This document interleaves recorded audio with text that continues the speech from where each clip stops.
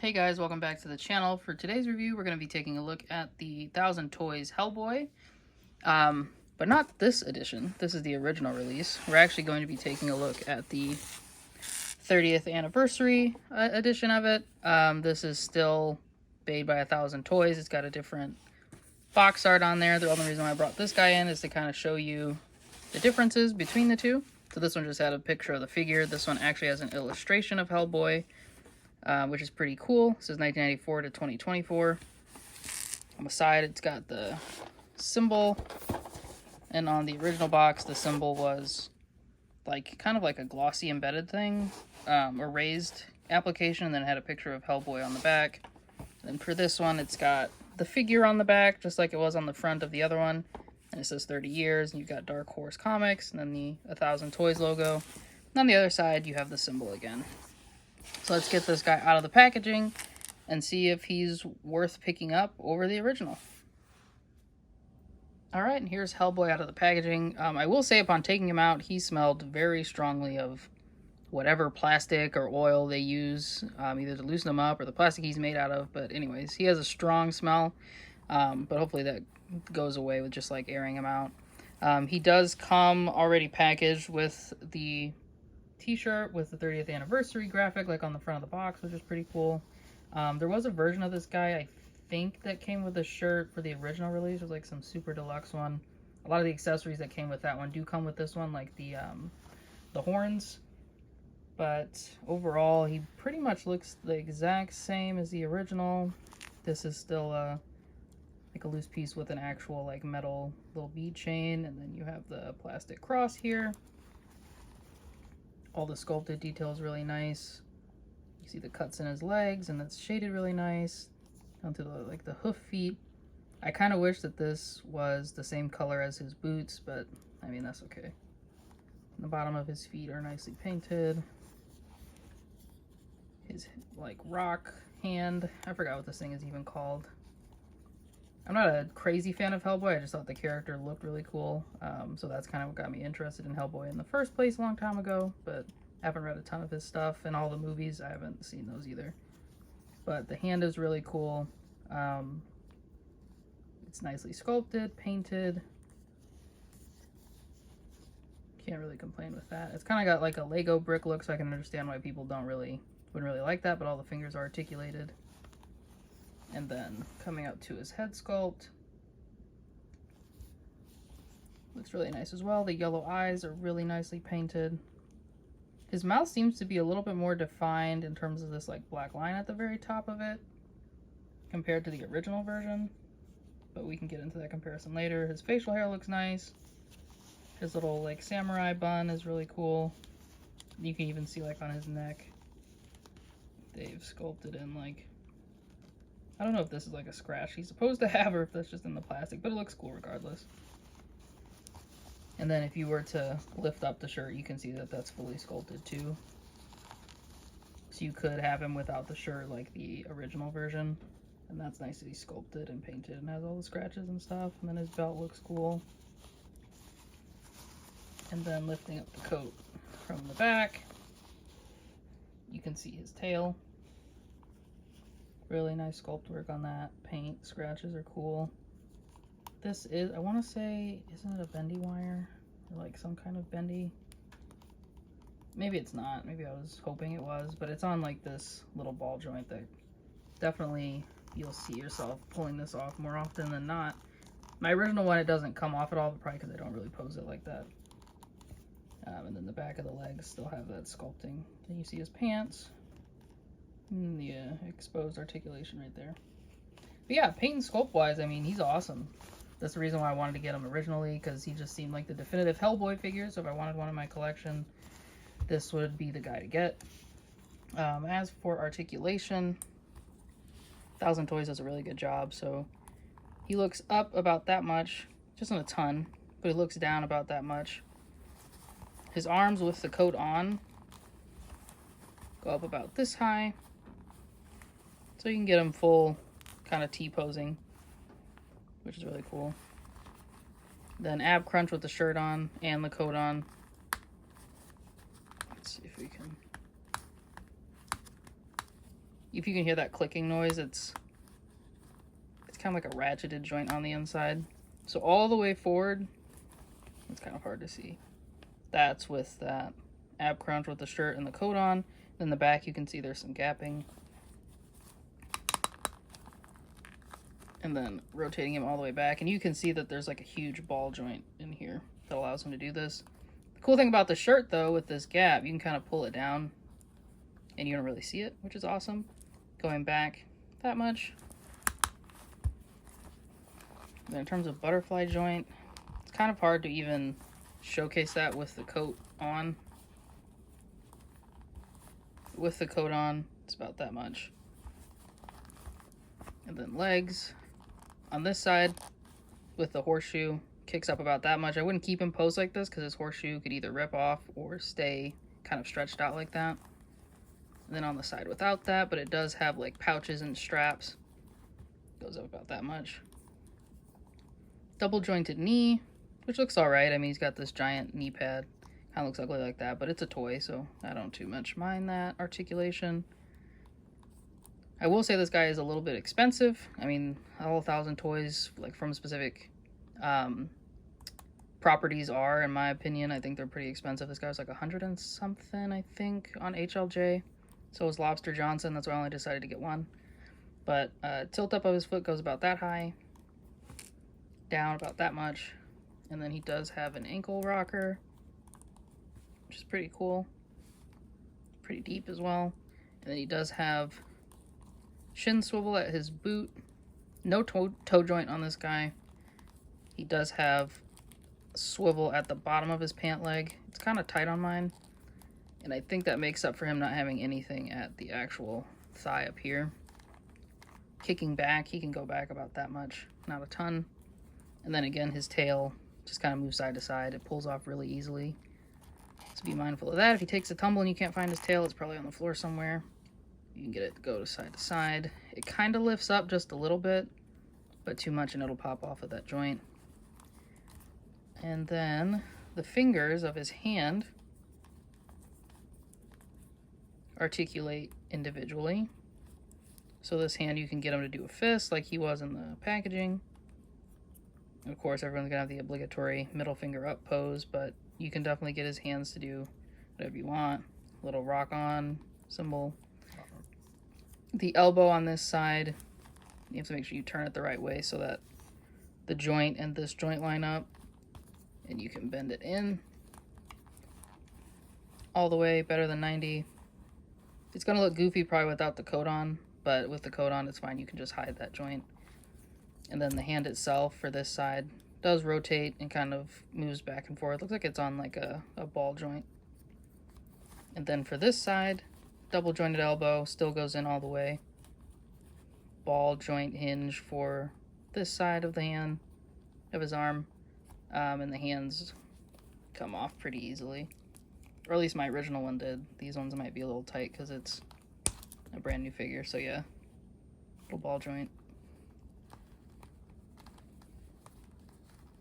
Put that back on. Well, actually I can keep it off because I want to take off his coat.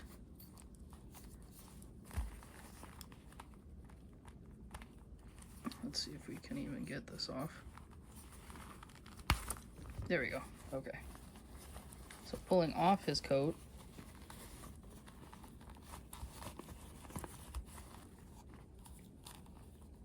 You can see the shirt a little bit better. This is really nice soft goods. Like, it's a really nice texture of the shirt, like really nice quality. And then getting the shirt off is probably going to be a pain, so I'm not going to take that off right now. But you can kind of see if I can raise his sleeve up enough. And I can probably show you on the original too, that the arm is all the way sculpted up here. So getting the coat off and trying to push his arms together. About that much in terms of them staying. This one seems to stay a little bit better than this one. But his body is really squishy, so you can do a lot with that once you take the coat off. And probably if you ever get the shirt off, you'll have a lot more articulation too. And I'll demonstrate that with the original figure. Again, this is what the joint looks like without the coat on. So double jointed. Doesn't look bad. Has all the scars and scratches on it. But yeah, that's his articulation. Let's take a look at everything that he comes with. So for accessories, he comes with a lot of stuff. The main reason why I wanted to get him is because of the curled pair of horns that he comes with, which I believe was exclusive to like the deluxe edition back in the day. And I'll have to double check what else was exclusive to that one, because I did not buy it. I just brought the regular edition. But speaking of those horns, we do get the curled pair of horns. It's all grown out. These look really nice. Really don't have any complaints about them. Painted red, they don't have any scars or scuffs on them. Kind of pointy, so be careful. Then he comes with the sword. Nicely painted, all in gold, really nicely sculpted. There's no like weathering or anything. It's just like this paint that they use that kind of gives an illusion of like painted, or not painted, but like weathering on it. It's kind of looks like the comic book art, which is pretty cool. I like, you know, how this paint isn't perfectly gold and shiny. Then he comes with an alternate head, which is him, and his teeth are out. His eyes are a little bit more open, but they have the holes for you to put the horns in. And you could use these big horns, you can use the small ones. It's really up to you. So with the big ones in, this is how that'll look. That's pretty cool. Again, really nicely sculpted and painted. Then for hands, he comes with two different relaxed hands. So the first one is this one. A little bit of scarring on there, some shading on the palm and in between the fingers, like a black wash it looks like. And then a splayed out, more action hand. Again, more of that black wash and really nice sculpting. And then he has a trigger finger for another accessory that he comes with. A trigger hand. And this one's definitely carved out so you can put that weapon in there. And the weapon is this gun. Because these hands aren't super soft, so getting this in there. Let's see. Out of the box is probably not going to happen. I'm going to want to warm this up, and I recommend that you do too if you get this guy.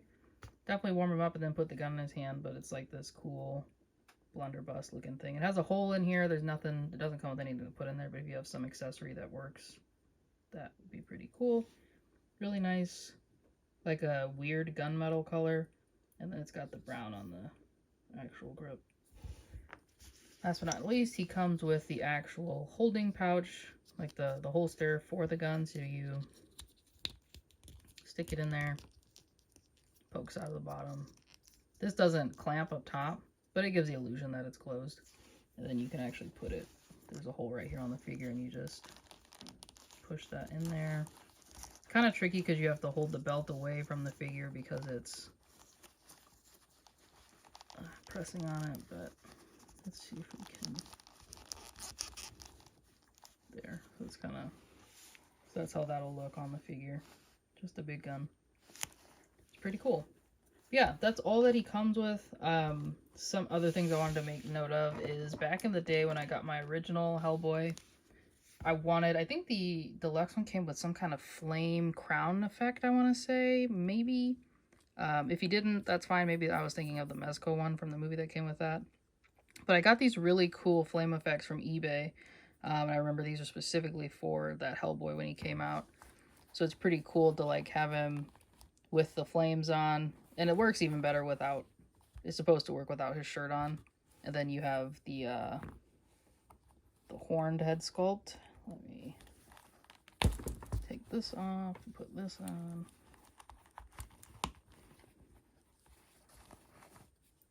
This works pretty cool, giving him like the horned head sculpt, and I want to say that this, like you could put another flame effect like on his sword. And I don't even know if he can hold this sword with his hand, but we'll see.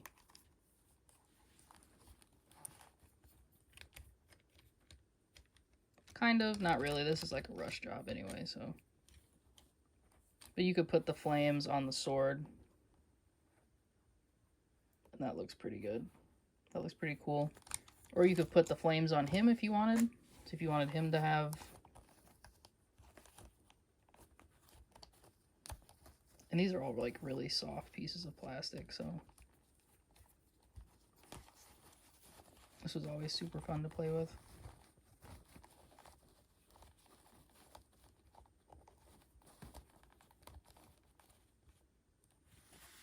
And then you can kind of have him like the flames on his back and the flame on his arms, of course. I believe there's a specific scene in the comic where he's like all flamed up. If anyone knows that scene, please let me know down below. Again, I don't read Hellboy. I just think he's a cool character. But I wanted these flames for him because I believe the original one came with some sort of flame effect that the basic edition didn't come with. But yeah, it really elevates like displaying this guy on your shelf, and he looks pretty cool. So definitely try to track that down if you can find it. But yeah, enough about his accessories. Let's get into some size comparisons. Alright, so for size comparison's sake, here's the new Hellboy versus the old one. My old one's very dusty. He's just been standing on my entertainment center for the longest time. But they are the same height, same reds, nothing really different. Looks like the patch actually is different. Oh, that's kind of cool. So the original one has the patch, and if you have the original one, you can just swap out the coats. But the original has the patch with like the black outline, which is really nice. And I don't know if this is a mistake on mine or if it's supposed to be this way, but it's got all white on there. So that's interesting. The back is the same. Nothing different there. Tails, same. And then again, this guy has the shirt and then the original one does not. So taking a look at what that actually looks like, this is how it fits together. Again, like I was saying, if you can definitely just stick the flames on there. It looks cool.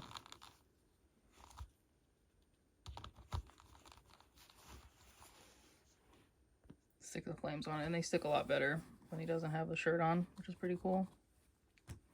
But yeah, the arm articulation is like that. And again, on that butterfly joint situation, it goes in pretty far. And this is how it looks from the back. So yeah, his back is all sculpted and nicely airbrushed, painted. So the new one will have that too. You just got to get the shirt off. And again, he's super squishy. So no chance of ruining anything. But yeah, these guys are pretty similar. Just that one difference I noticed on the coat emblem, which is really interesting. Everything else is the same. The cross and the little like chain bit are the same. Arm is the same. Nothing's different with that. Nothing's different with the horseshoe. That's the same. He has his gun on, but this guy doesn't. Pants are the same. Legs. No big differences there. Yeah, I mean, definitely track down the new one if you want it, because you get the cool horns, but the old one has the black outline on the symbol for the coat, so if that's important to you, get it. Other than that, I mean, they're both cool, so it's to each their own. The material is the same on both, so you're not missing much if you don't have the original.